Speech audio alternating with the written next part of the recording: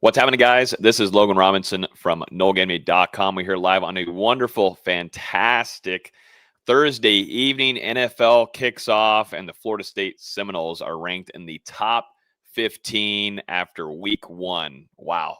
A couple weeks ago, I don't think I would really imagine that being the case, but what a performance from the Seminoles on Saturday. The Seminoles will face against East Texas A&M this upcoming Saturday. We'll have a preview for you guys on that and our score predictions. We'll also talk about Florida State's latest ranking and the AP poll. The Seminoles, though, 2 starters suffering injuries. We'll get some thoughts from Mike Norvell on that and go further on what that means for Florida State and some guys that will have to step up.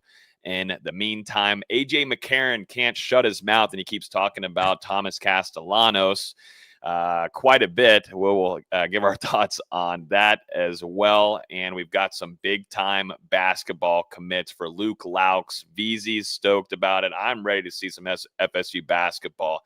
So we'll discuss that at the end of the show. And we also do have a special announcement in the middle of the show this evening. But with me right now is Austin Beasy, our lead basketball writer at NoleGameday.com, and then Dustin Lewis, our editor-in-chief. Gentlemen, are y'all still feeling the goods from last Saturday? Because I am. Yeah, definitely. I mean, that was a completely surprising performance. I didn't expect Florida State to come out there and really dominate the line of scrimmage the way that they did against Alabama, who, as we know, has one of the most talented rosters in the country. And now, after what was basically a fever dream for Florida State, you're number 15 going into your second game of the season. Obviously, a bye week coming up after that. Then you'll play Kent State. So you really have 3 weeks here to get right before you begin conference play. And things are looking, I would say, a lot more optimistic about Florida State after what we saw last weekend.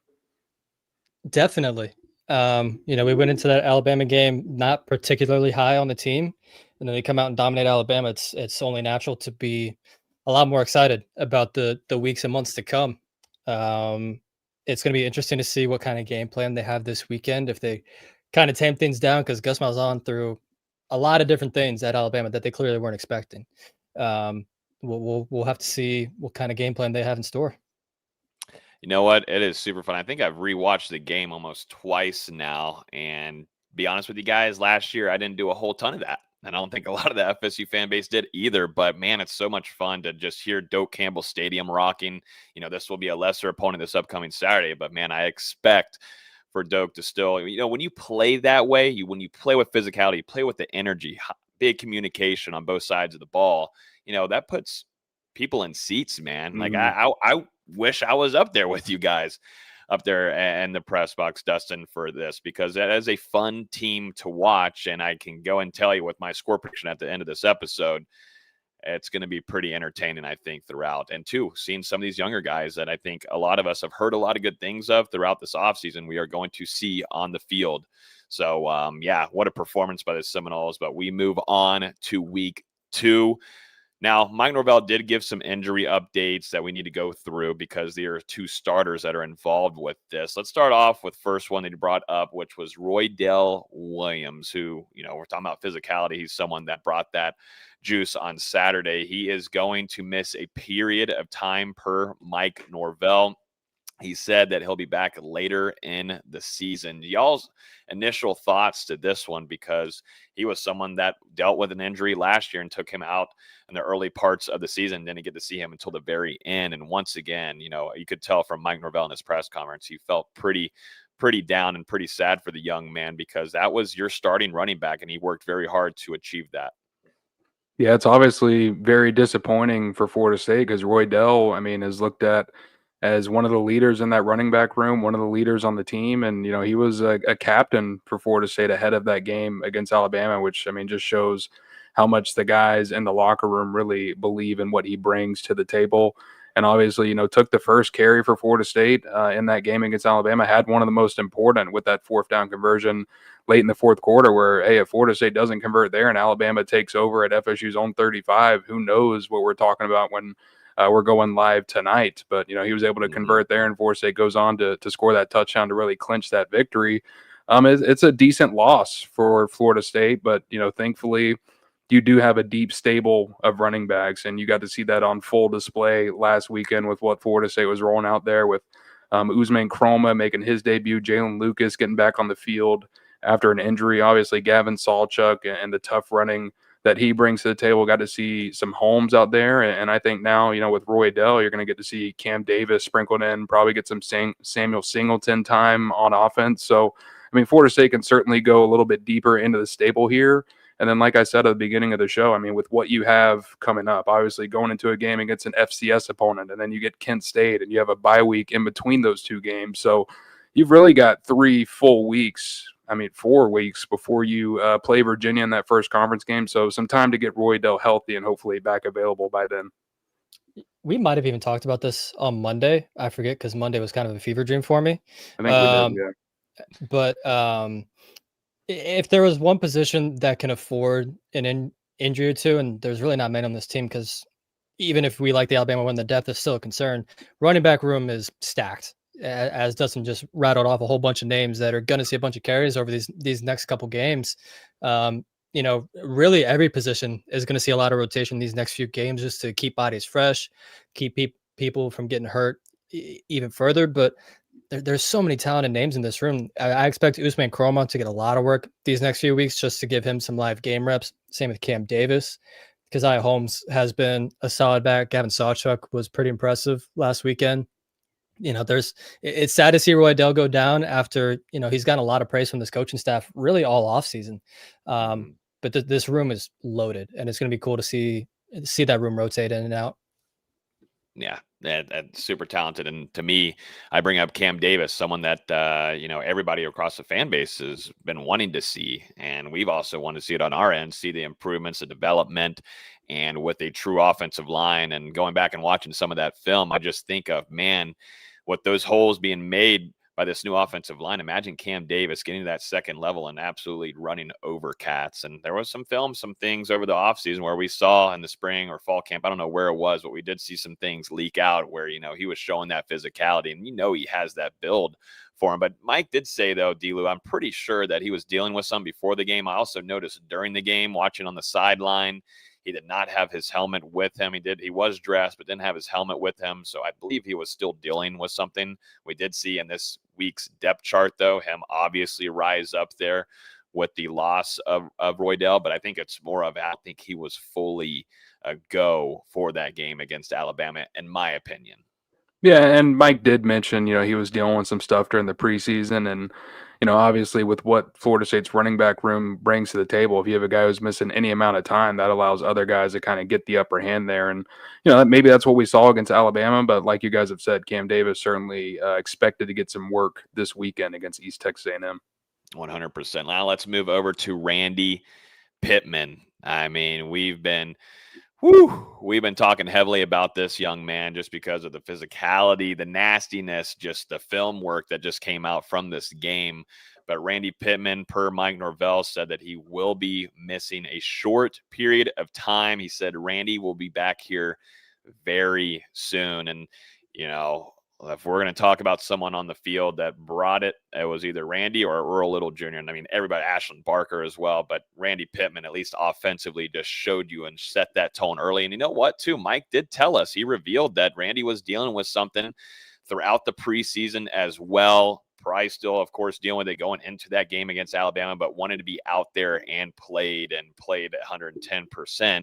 It certainly sucks here for FSU, and I'm sure it sucks more for him. He wants to be out there, of course, but like you guys have been saying regarding Roydell, it gives him a little bit of time to get back to fully 100%. He went into that Alabama game not 100%. Imagine what Randy could look like with a little bit of rest, some load management, and get him back rolling. But now this opens up some other opportunities, gentlemen, to some guys behind him, which all of us on here have talked very highly about this tight end room. Now we're about to find out these next few weeks what that looks like.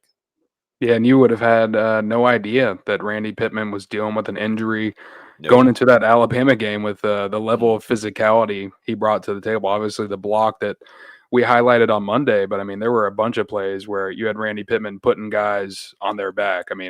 It was pretty wild to see him and Marquise and the other skill players really getting after it against the Crimson Tide. And, he'll have some valuable rest time here these next couple of games. I think the most important thing for anyone who's dealing with an injury on Florida State's roster at this point, you've gotten over the big hurdle with Alabama. The next 2 games, it's crucial to stay healthy, but even more important to be available when that conference opener begins on the road at Virginia in late September. So, I mean, that's going to be the key here for Randy Pittman. And behind him, it's kind of like the running back room. They do have some decent depth. Obviously, Mark Houston with all that experience, and didn't get to see a ton of Landon Thomas last weekend. He was banged up some in the summer and in the preseason, but sounds like he's fully healthy and ready to get into the mix. And Amari Williams as well. It's going to be interesting to see how he gets utilized by Florida State this weekend. Obviously, we expect him to see some time on offense. They're going to sprinkle him in over there on defense as well. And then finally, Chase Lofton. It seems like Mike Norvell pretty happy with what he's doing in the slot. So for the most part, they're going to be leaning on Mark Houston, Landon, and Amari at tight end. Yeah, Mark Houston seemed to get most of that secondary tight end work last week. I don't have the snap counts in front of me, but he was definitely second in snaps at tight end. Yeah, we didn't really see much of Landon. He may have played 4 or 5 snaps. Yeah, not a ton of action last week.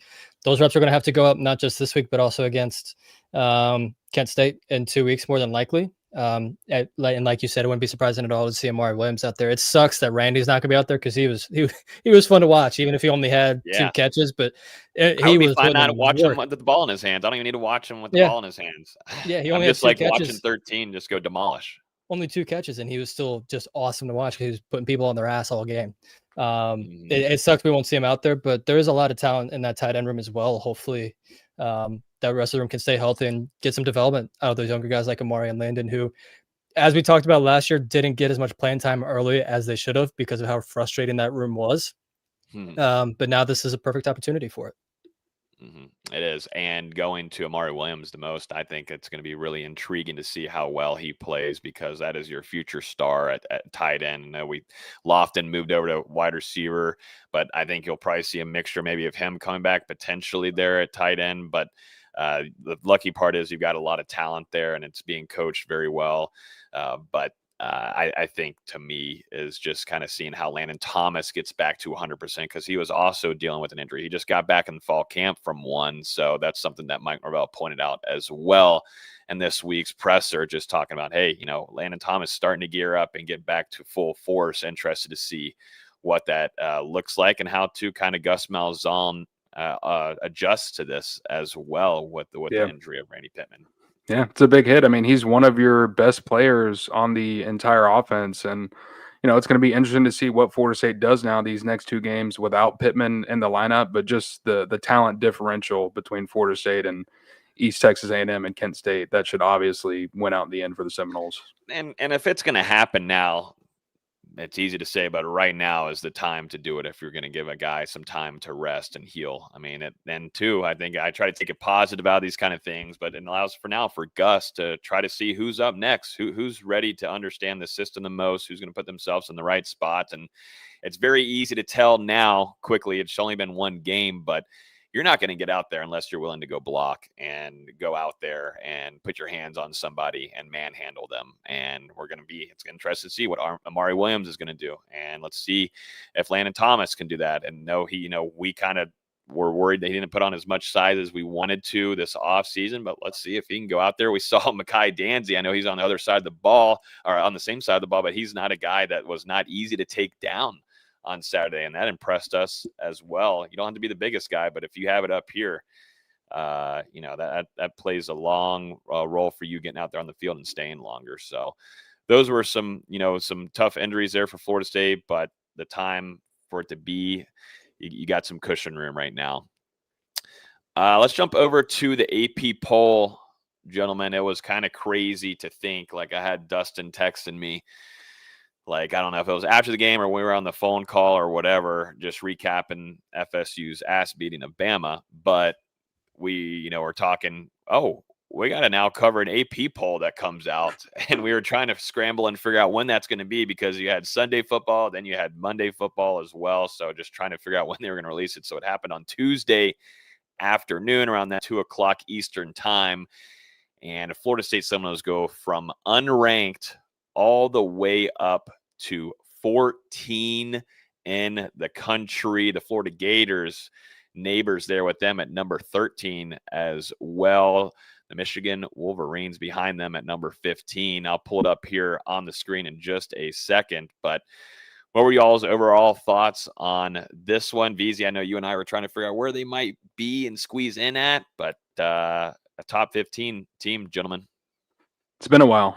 It has been a while. Basically about a year after Florida State dropped out of the AP poll in 2024, following that 0-2 start. Now 365 days later, essentially, they're back in there at number 14. And I think they came in a little bit higher than all three of us projected on Monday. I can't remember what you guys said. I said 17. So that's what I said as well. Yeah, a little bit higher than I expected. And, now it's going to be fun to see how Florida State deals with the expectation, going from unranked to top 15 and such a leap. And then now having, an FCS team coming to Tallahassee. Is there going to be a little bit of a hangover effect? I think this team, they showed with the mentality last week, and we've heard from Mike Norvell this week. Seems like there's going to be no drop off going into Saturday, but it's definitely something to keep an eye on. Yeah, I still feel pretty good with my 17 prediction just because the coaches poll had Florida State at 19th. So, 17 is about right in the middle of 14 and 19. I was pleasantly surprised to see them in the top 15. And for the first time since the preseason before 2006, the three big three Florida schools are in the top 15, which is crazy to say that it's been that long. It's fun. It's also a little worrying to go from unranked and basically 40th, I think they were, if you count all the additional votes, all the way up to 14th. Now they got to deal with expectations. Just as Dustin was saying, I will say my favorite AP voter in the land, John Wilner, put Florida State 4th. How about that? Wow, 4th. Now there was some talk. We saw some national people putting Florida State in that top 5. And crazy. which is definitely crazy, but not just saying that it's crazy because of, Florida State had an incredible performance. It's not like that route of crazy. It's just that it's crazy to think just went 2-10, everybody. Just went 2-10, and how quickly it can flip to where I would have never imagined. Like, if you guys on here, I would have thought that I was on some kind of crazy drug. That, hey, in 2 weeks we're going to say Florida State played like a top 5 caliber team. I would think that you're absolutely crazy. Yeah. Like it's wild how quickly things can change in transfer portal. Like, that's going to be the big discussion the next, couple months, and it's already starting. Is that how quickly teams can flip in the transfer portal? But yeah, I think Florida State was successful in the transfer portal in this class so far. It's only one game, but also too a lot of coaching went into this as well, and the 2 new coordinators that you brought in, right? 100%. But I think also, just looking ahead, it shows Florida State. I mean, they've got a tough schedule coming up. Obviously, going to Gainesville, going to Clemson, Miami coming to town there that first week of October. That's really the one that I think circled on the calendar at this point. You got these games against East Texas A&M and Kent State, going to go on the road for the first time at Virginia. But I mean, if Florida State, if they stay undefeated, and Miami as well, they're going to have a matchup with Florida in between there. I think USF this weekend. Is that correct? A team who looked pretty good, in week 1, taking down Boise State. Both those teams stay undefeated. We might have college game day coming to Tallahassee. That's what I'm starting to think about there in that first week of October. Yeah, that's what I'm currently keeping a close eye on now. Miami is going to face, like you said, they're going to face Florida. Like, that's going to be a massive game there, because for the most part, you think Florida State takes care of what they need to do after what they showed us last Saturday. But could you imagine all Herbie and ESPN having to come down to a rowdy? When Miami comes into town, it's a rowdy place anyways. But after what Herb Street and ESPN had to do back in 2023 to do anything in their way to shape it to where, you got to get Alabama in there over Florida State because they lost Jordan Travis. Don't think it would be too much fun there on Langford Green for him. It wasn't even fun when they were in Ireland last year because they were out there for that, weren't they? And the FSU fans that were there weren't very happy about it. So I can't imagine what them going to Tallahassee would look like. I imagine there would be security details. That would be the first college game day I've watched in a while, besides Lee Corso's, obviously, which I really only watched the end of that. That would be pretty funny to watch. Yeah, Herbie. And you know what? He had to eat his He had to eat his words. I'm interested to see what he says on the College Game Day set this upcoming Saturday. Where's that? The Oklahoma game? Yeah, Oklahoma, Michigan. Oklahoma, Michigan. Okay, so we'll see. You know, Miami, they had an impressive performance there. It seems like Carson Beck and them had a good offensive line to give him some time. They have some playmakers. That true freshman was making plays, but more importantly, the pass rush, that defense for the Hurricanes looked strong. And, you know, no matter what, though, you're kind of already just waiting and looking ahead and what that Florida State offensive line showed you against a top tier talent in Alabama. You match that against what Miami showed you in week 1 against Notre Dame. You're setting yourself up to some old school smash mouth Florida State versus Miami. So yeah, we're now talking AP poll, ladies and gentlemen, which is nice to see. A nice little reunion there for that. I do want to put on here for you guys something new that we're going to be introducing this year. It'll be kind of some games here, some games not, but VZ and I will be doing a actual watch party for the Florida State versus East Texas A&M game on Saturday, which kicks off at noon. We'll be live covering that, giving our thoughts live, which I've never done before, certainly not on camera. So I'm going to have to, I'm glad we didn't do this last year. I'm super glad we did not do this last year, gentlemen. This makes things a lot easier for us to begin this and launch this year.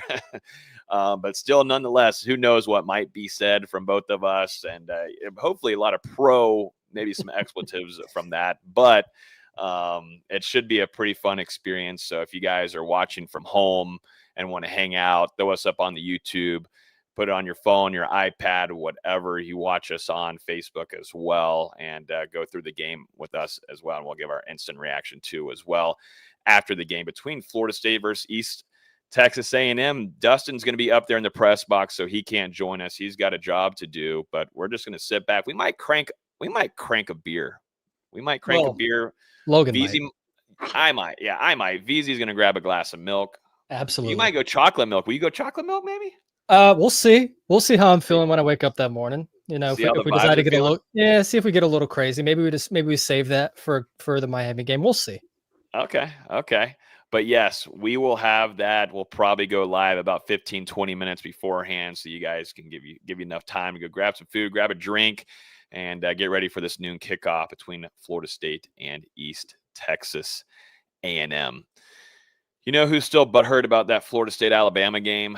Good old AJ McCarron, man. AJ McCarron. He can't stop talking about Tommy Castellanos. One person, I think, you know, Florida State and Tommy, all his comments about Alabama and Nick Saban not being there to save him, I think probably got in those heads. It certainly did with some of those Alabama players, but they probably washed it away. But AJ McCarron can't stop talking about Tommy. So in a recent podcast of his on the Dynasty podcast, here's what he had to say, which is currently going viral. He said, "I don't take anything back. Still think his comments are stupid from a sense of it. It's just not something you do as a quarterback.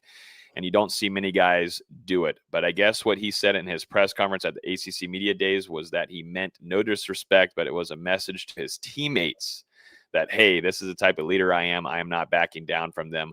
Like, we're going to carry this confidence and swagger." And then, though, he wasn't done. And I thought this was pretty interesting here. He went on to go ahead and criticize a little bit of Tommy's passing game. Even though Florida State won in convincing fashion, had a big, deep throw there to Squirrel White and took care of the ball, no interceptions. AJ McCarron didn't really care about that. He said he goes and hits a go ball early in the game that, listen, you're a college quarterback. You should be able to throw a go ball. It's not anything special. But they threw some quick game, a little bit of curl routes, and then a rail route when we were in man coverage. That was just awful coverage from Deontay Lawson, but hats off to him.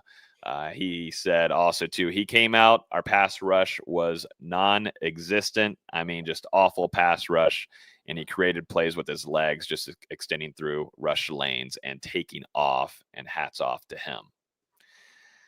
A lot of shaking heads, a lot of nods here. Now, AJ McCarron also has a pass to, if I remember correctly, and I need to do my homework on this. I don't know. I just saw a lot of people responding to my tweet that back in the day when Jameis Winston either won the Heisman or was after the national championship, because Alabama was certainly butthurt that Auburn got in there. But I'm pretty sure during Jameis Winston's either Heisman Trophy speech or the national one that AJ McCarron's mom had some interesting comments on how Jameis was speaking and trying to understand if that was English or not. So there's always been a hostility towards Florida State from the McCarron family. And sure enough, when you get your ass beat like it did on both sides of the ball, you might become whiny again 10 years later. Yeah, so the exact tweet from his mother was after the national championship game, and Jameis has given his very famous speech, the most famous speech of Florida State history, if you ask me. Yeah. She tweeted, "Am I listening to English?" and then very quickly deleted it. Interesting there. Huh. Any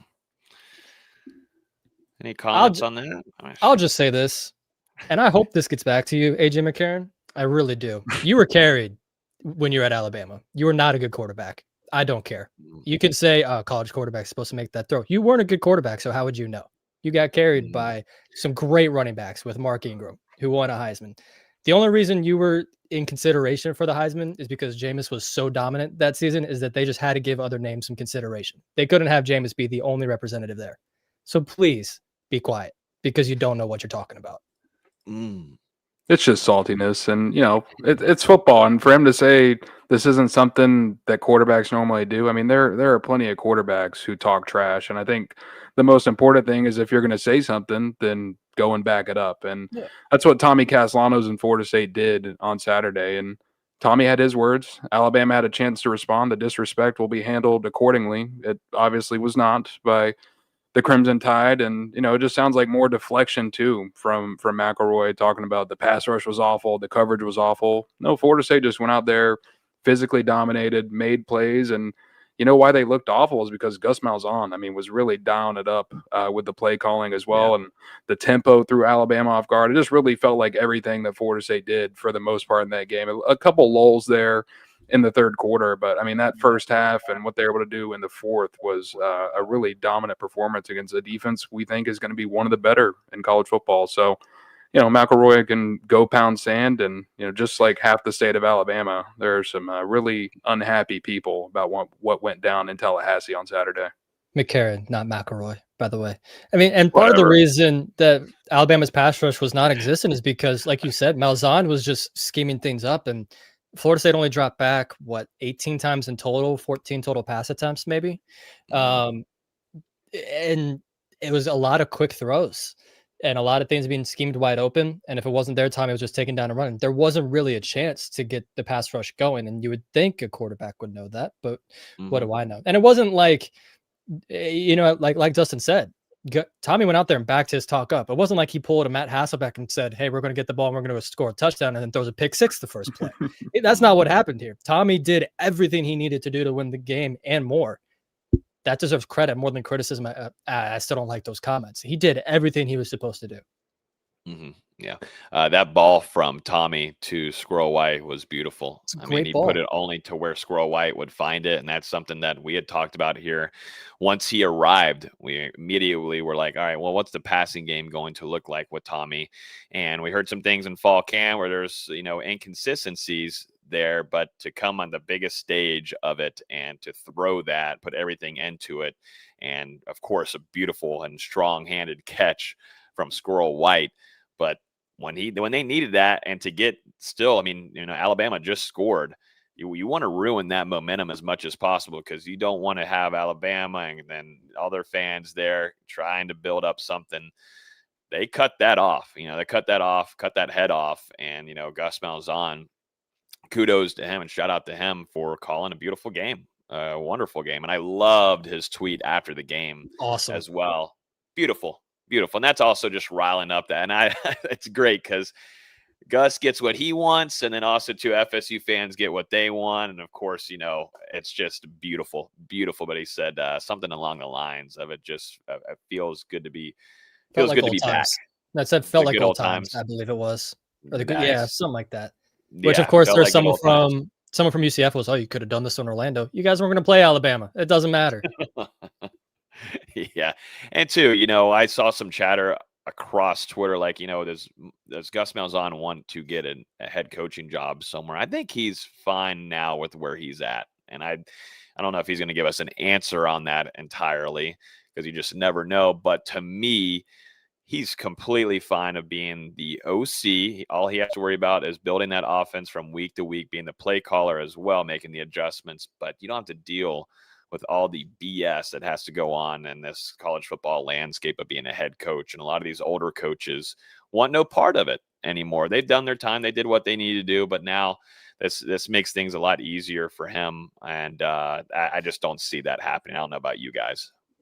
Yeah, and I think he even said as much in an interview with CBS Sports that, he didn't realize what it was like being an offensive coordinator again, where instead of being the head coach, you have to worry about all facets of the game and everything that's going on for 60 minutes. The offensive drive is over.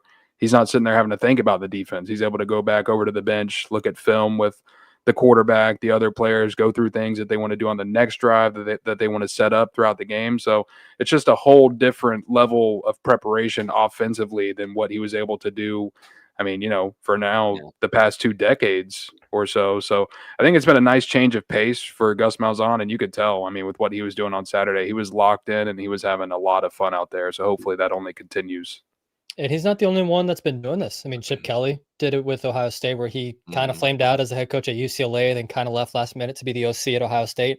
That was a great fit. We're seeing it with even Matt Patricia is the DC at Ohio State now. Yeah. Al Golden was a great defensive coordinator. It's kind of this thing we're seeing with some of these older coaches that, it's harder to be a head coach these days and battle the transfer portal and NIL and all of these other things that they have to navigate. Some of these guys just want to be out there and call plays. And this is just a much better fit for what those coordinators would like to do. And, that's something we didn't really take into full consideration when Malzahn took this job. I'll be the first to say it was sometimes it's just better to be the offensive coordinator, and that's the only thing he has to focus on. 100%. But yeah, that was interesting comments there from AJ McCarron, but glad we won't be hearing much from him elsewhere. Have fun. Enjoy the SEC. Till next year. Until we'll be up there in Tuscaloosa. But enjoy that SEC schedule and what you got left for you, bud. It's not going to be too fun, I don't think, for you guys after what Alabama just didn't feel like they wanted to play in that game as well. Yes, Florida State exceeded the way that they perform. That's the thing. Like, I keep on having this conversation, trying to think in the back of my head, like, was Alabama really that bad? Were they really that bad, or just did FSU play with absolute dominance? And just going from that Mike Norvell interview, Dustin, not the interview, but the pregame speech for the Alabama game, the tone was set pretty from right there. It was set throughout the offseason, but right there, I was like, oh, yeah, no, this team knew that they were going to come away at least with more physicality, but and probably with a win in their brain. At least that's what Daniel Lyons said in his interview this week. They expected to win. When you hear that speech, it makes total sense why Florida State come out and we're just absolutely hitting on both sides of the ball. The physicality, not only from the big guys on the team, but also what you saw from some of the smaller defenders on the roster, like Earl Little Jr., who goes out and has a career game against his former program. Obviously had a lot of motivation going into this one, and the offensive line, the running backs, the skill players getting involved in the blocking game. I mean, it was a really beautiful effort, and shades of what we saw from this team in 2022 and 2023, where they out physicaled and out muscled teams. And it's a team that when they play like that, it makes fans, like you said earlier, Logan, want to be in the stands, even if it's for a game against an FCS opponent, because this is a team this is a team that you can fall in love with and root for when they're playing with that type of effort out there. Should we ask the question, or at least pose the hypothetical? Is Kalen DeBoer still the head coach when Florida State plays them next year? Yeah, I think he has to be. There's too much money. What is it, 70 million? It's like 72, 78. It's like they just don't have Texas A&M money, I don't think. All I'll say is look at that schedule, and I think if they're not 9, what is their schedule? What do they have coming up? Oh boy, you have it on. I'll pull it up real quick. It's not fun, I can tell you that. It's not going to be easy. So they got Louisiana Monroe, who the last time Florida State beat them in 2007. They also lost to Louisiana Monroe that same season. They've got Wisconsin coming to Bryant-Denny Stadium, which I'm not expecting much there. They play at Georgia at the end of September. Vandy, who we know what Vandy did last year, can't count them out. Yeah. At Missouri, Tennessee, at South Carolina, LSU, Oklahoma, FCS game, and then at Auburn. Just saying, if they go 8-4, it's not going to be great because those expectations in Tuscaloosa are the highest in the country.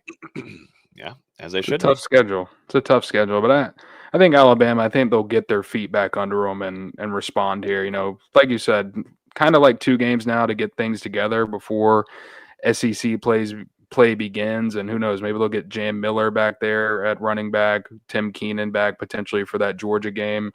We'll just have to see. They did have some guys out on both sides of the ball, obviously breaking in Ty Simpson. I think if Simpson, you know, as he gains more game experience, he's going to get better and better, and he's got some really good wide receivers to lift him up in the meantime. Simpson wasn't even really that bad. He wasn't the issue. Like, yes, he could have played better, but he wasn't the issue. The issue was the Doak Campbell Stadium. That was the issue. that was the issue. And I might have been a part of that as well with your family there. Dustin is very, very, very loud. You know what, gentlemen? We're 25, close to 30, maybe minutes away from the NFL season kicking off. We just had a phenomenal college football weekend to begin their season as well. But we're super excited to announce a new partnership. And we always like making picks. We were making picks this last season on NFL games and trying to sprinkle in some college football as much as we could. And we did not have a partner for that, but now we're excited to announce a sponsorship with our good friends Sleeper. We just joined with them actually the start September, and here we are. We have a code as well that you guys can use. You get a 100% match up to $100 using code NOLES, NOLES. And, you know, Dustin and we've been doing this for quite a while, doing some, making some picks, putting some entries in. We go back all the way, maybe like 5 or 6 years ago, even whenever it was not the easiest to find a way to do it. But here we are. And super excited about this partnership that we're going to have with Sleeper moving forward all throughout this football season. And one thing, too, it's not just NFL. We were looking at it last week whenever Florida State was facing Alabama, and they had Thomas Castellanos stats in there. You had some Roydell Williams, Ty Simpson. So they do have college football ones as well. Sadly, though, going into this week's game, because it is a lesser opponent, smaller opponent, they do not have one to make your picks on for Florida State versus East Texas A&M. But once we get into some ACC play, we will most certainly be diving into some more or less on some of these, or higher and lower passing yards. Tommy Castellanos, I think we looked last week on Sleeper, and man, if you would have gotten your pick in early on the more on rushing, you could have made some good cash because I think it was like, I was telling you guys, it was like 50 something. Maybe it was 52 or whatever, but we expect him to be the leading rusher, right? Yep. Yeah, most 100%. So let's go and make a pick for tonight. So, of course, it's the kickoff. Like, perfect timing. I couldn't get any better. But the Cowboys face off on the road to the reigning Super Bowl champions.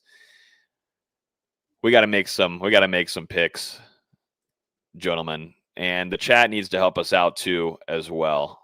I think we do 3 picks in here and build a little bit of something. What are we thinking? I mean, that Saquon Barkley is at 82.5. So Sleeper actually hooked it up, and they've got that shaved from 96.5 to 82.5.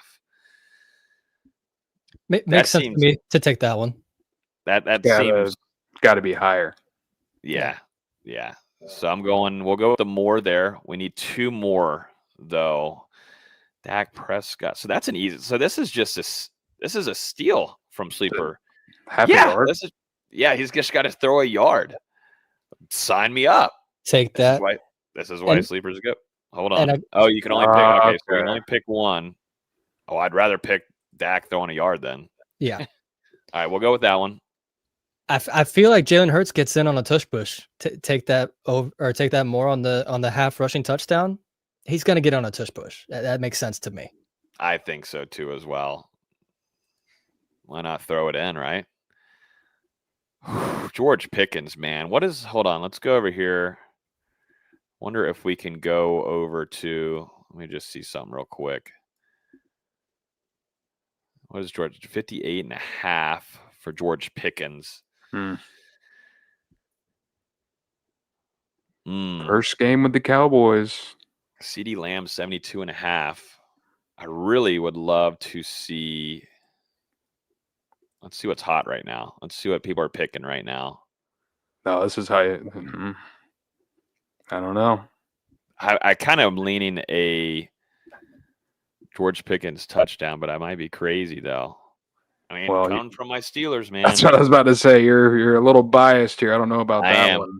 I'm a little biased, but I mean, CeeDee Lamb's also an absolute animal as well. Did they have the more or less touchdowns on there? I believe they do. I've got to get over to the far right. I got to figure out how to get the touchdowns on here. How to swipe. How do I swipe? I got to figure out how to swipe over there. How can I swipe on desktop? We'll have to figure that one out next. You would think it'd be on hot, though. People are really liking the CeeDee Lamb 72.5 on the more. This might be a crazy one. What do we feel about Jahan Dotson over 7 yards? Jahan Dotson over. Where's Man, he at? Oh, yeah. That's a real sleeper pick. That's a sleeper pick right there. I mean, that's what you would categorize sleeper. That's basically one catch. That's basically all that is. I mean, yes, it's a pull, and it's off the radar, but 7 yards?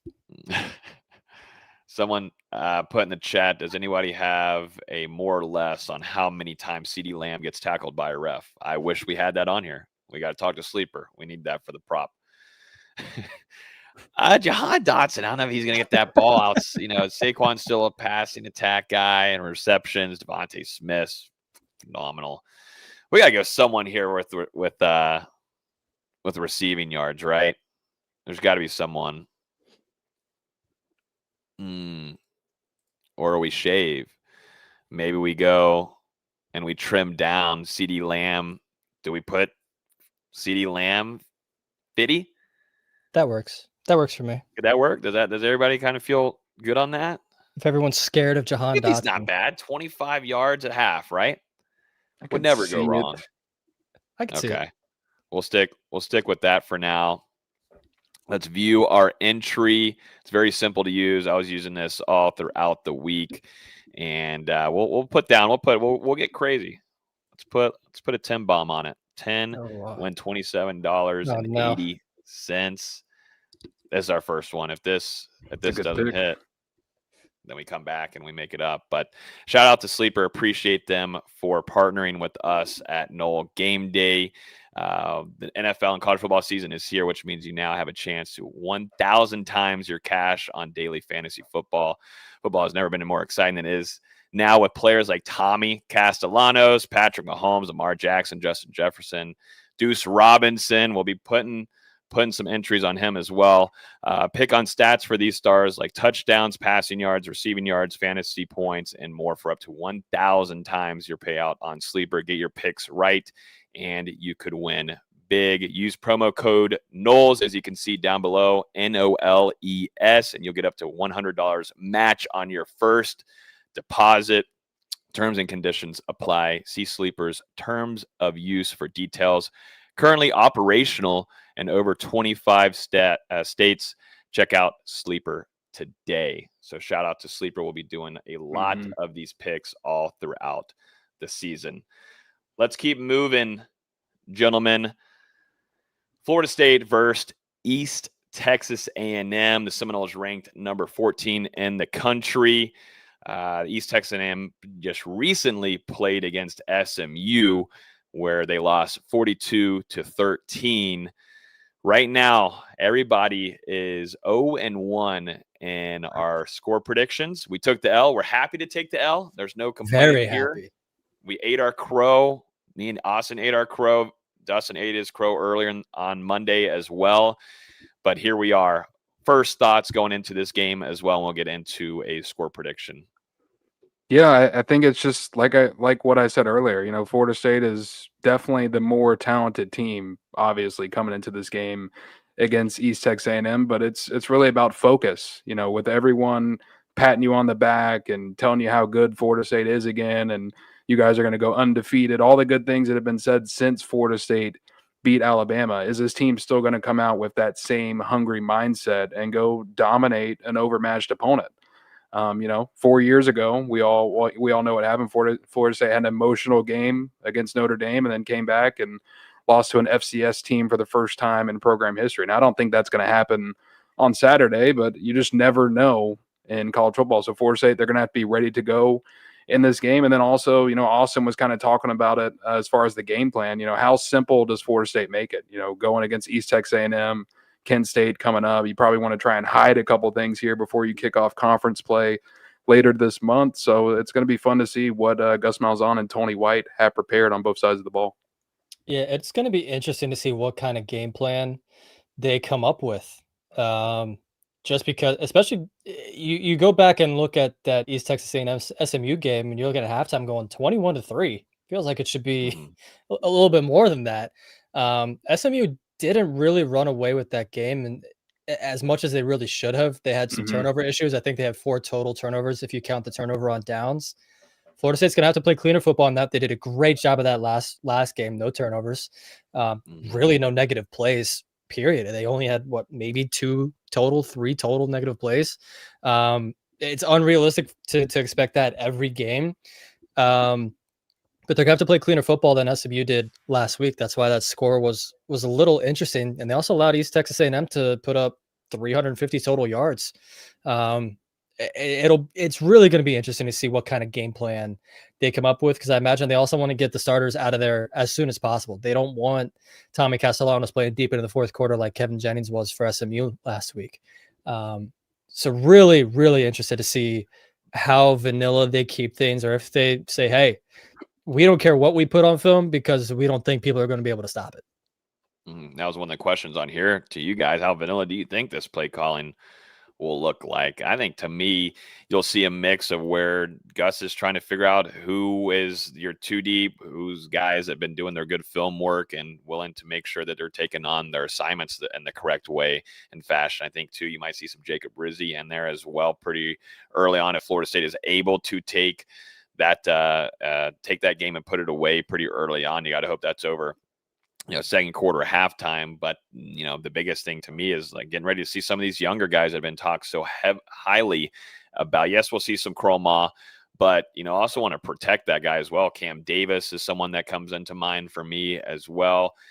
I know we haven't talked a whole ton of Brock Glenn, and I think it would be really intriguing to see how well, Brock Glenn looks in this system. He's not really, wouldn't really class him as fit this system as much as maybe Tommy or, Kevin Sperry, who all of us on here are really stoked to watch play because Gus Malzahn has practically been salivating about him and has shown that he can compete, and he's shown up nicely. But, I think, to me, the storylines are just trying to find and see some of these guys that are in your 2 and 3 deep, because let's be honest, it's football. At some point, these guys will be out there on the field potentially starting just because there's injuries. You got to hope there's not any, but with football, you got to be ready to go no matter what moving forward. And I don't know if there's some other guys too that you guys might be looking forward to. Elijah Moore is another one for me in that wide receiver room.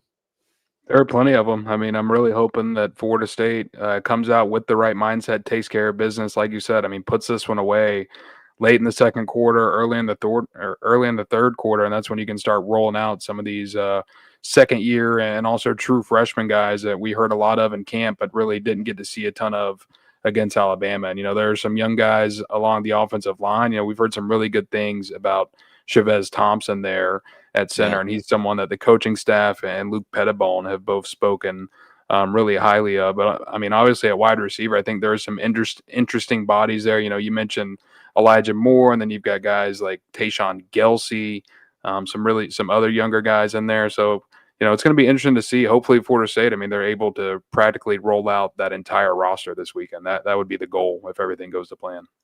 I think I'm most curious to see if they develop the passing game at all. Like you just alluded to Elijah Moore and Tayshawn Gelsey and all these other guys, but are we also going to see just a more involved passing game? Because Florida State only had 152 passing yards last week, and 104 of those were on 2 plays. The 64-yard pass to Jalen Lucas on that wheel route, and then 40 on that deep ball to Squirrel White. That's 2/3 of your passing attack right there. I am curious to see if they open things up a little bit, let Castellanos, not only get some chemistry built with his receivers, but this offensive line getting some pass blocking chemistry as well, because they just really didn't have to go to that last weekend. And it'd be great to get some live game reps at some point for that.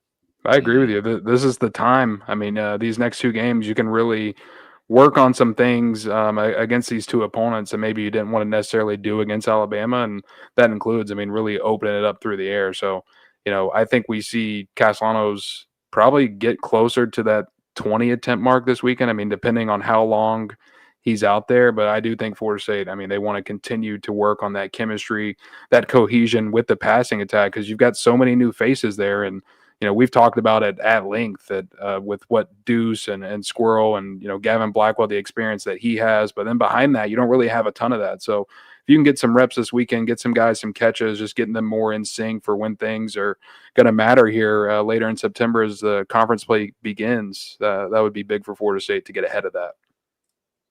I thought before we give our score predictions here, gentlemen, we bring up what Mike Norvell had to say before the Alabama game, because I think that's some incredible content, because we were all looking for the cinematic recap. Doesn't seem like we're going to have one this year. I think they're doing like an episode every month recapping some games going throughout the season.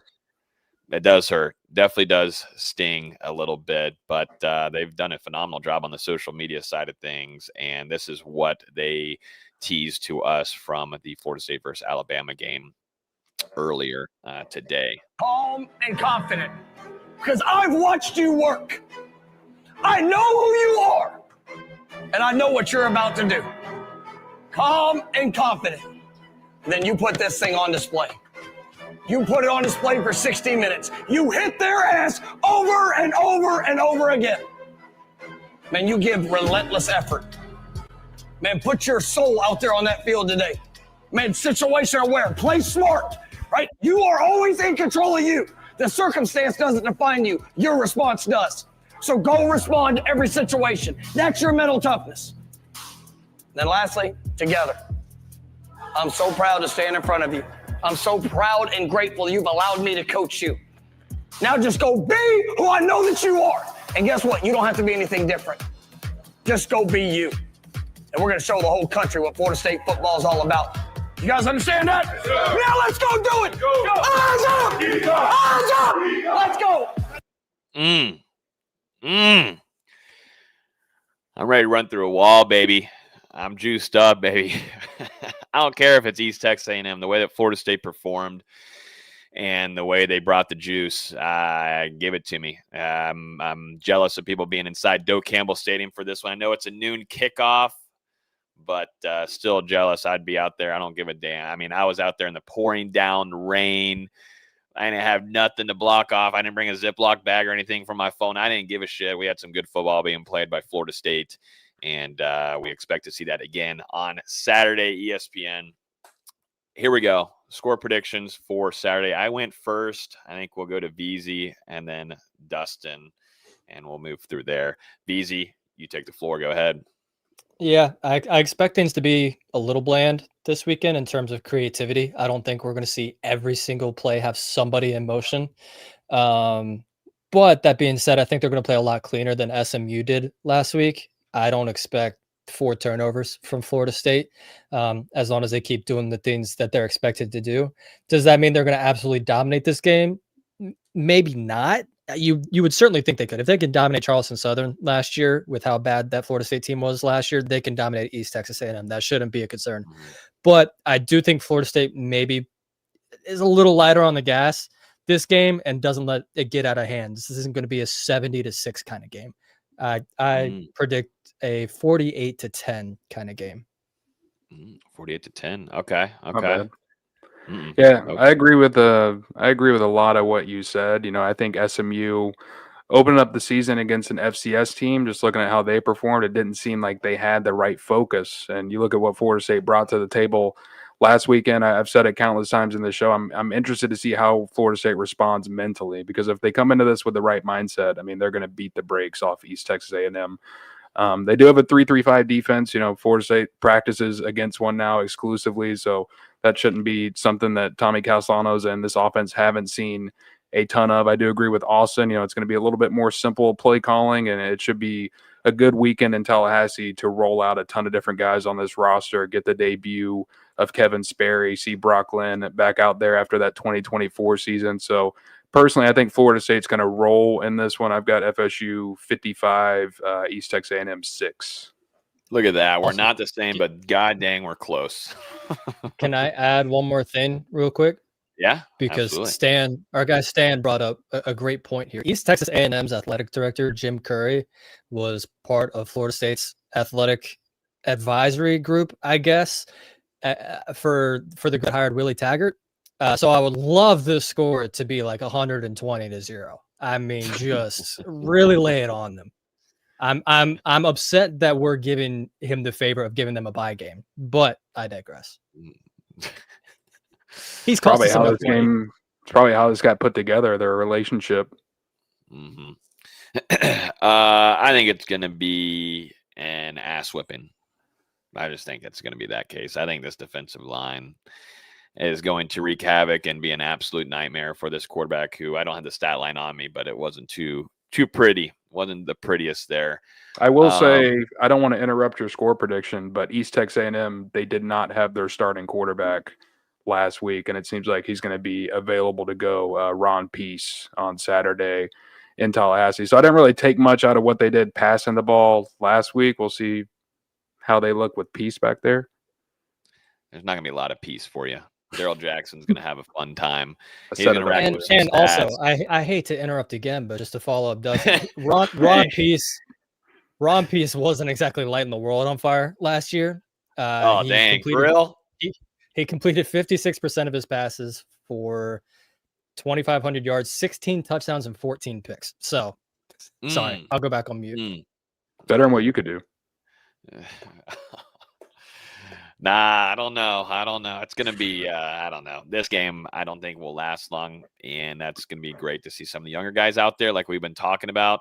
But I am going to stick also to, and, we'd comment on it before we got off of here, but I think this team is going to play very hard for Ethan, who is still there at TMA being overlooked. And, that's going to be in the background of their heads. I've been thinking about them all throughout the week, and it was rough. I know when we did our show on Monday talking about Ethan, and you're not getting a whole ton of updates as well, but I think this team is going to be playing very, very hard for him. So I keep that in mind going into this as well. And we are also too on our end giving our thoughts and prayers to him and the family and to this team that is going through an emotional roller coaster as well.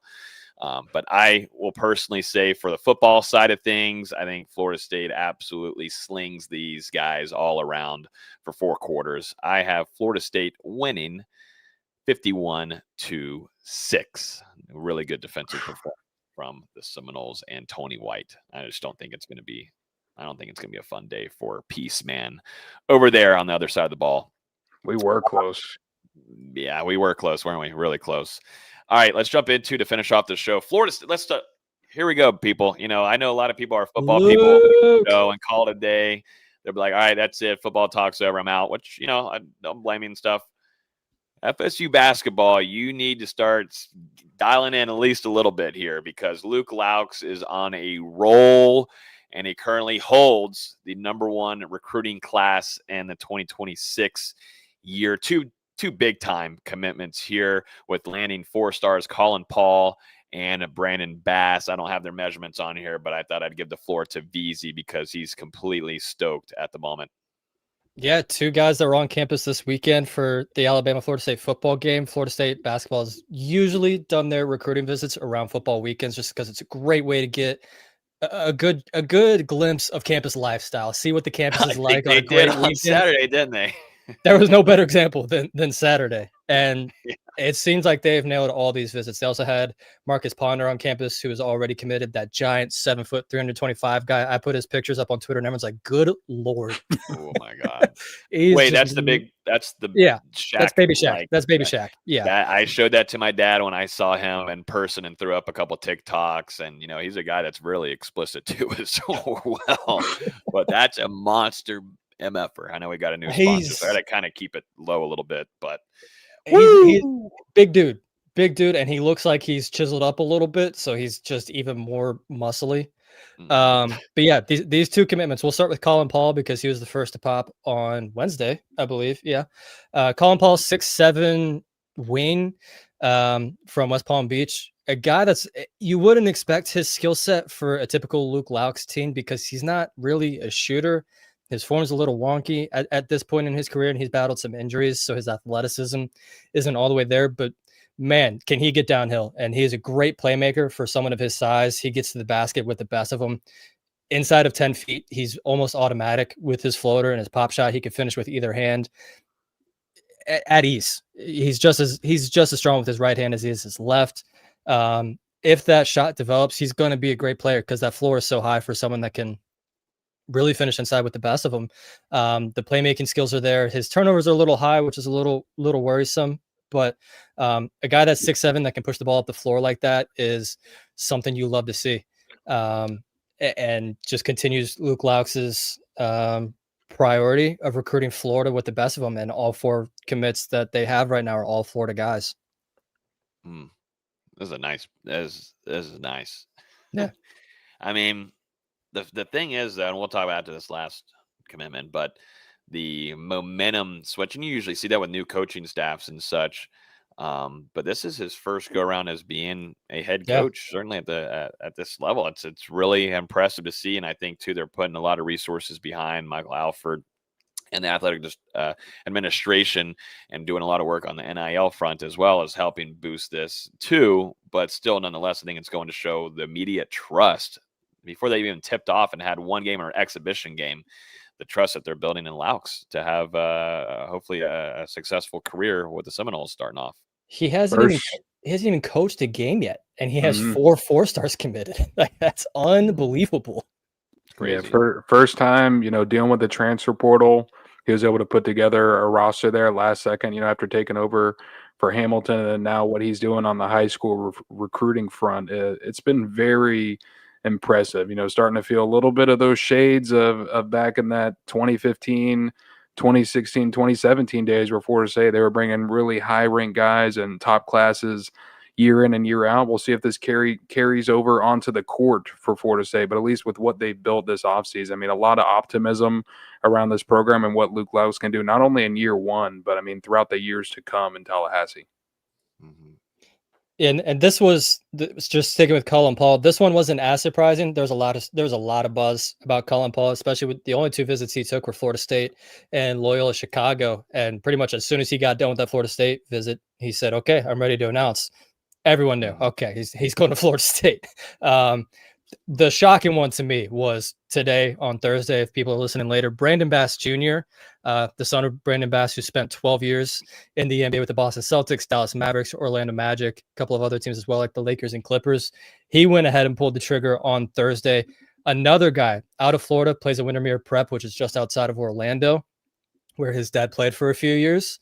Fun fact, the head coach there is a former walk-on at Florida State, Brian Hoff, was there about the same time that Luke Laux was. So very obvious connection there. But to beat out LSU here, which is where his dad went, Junior has been going to games there since he was a kid. He's been going to games even recently and loves it at LSU.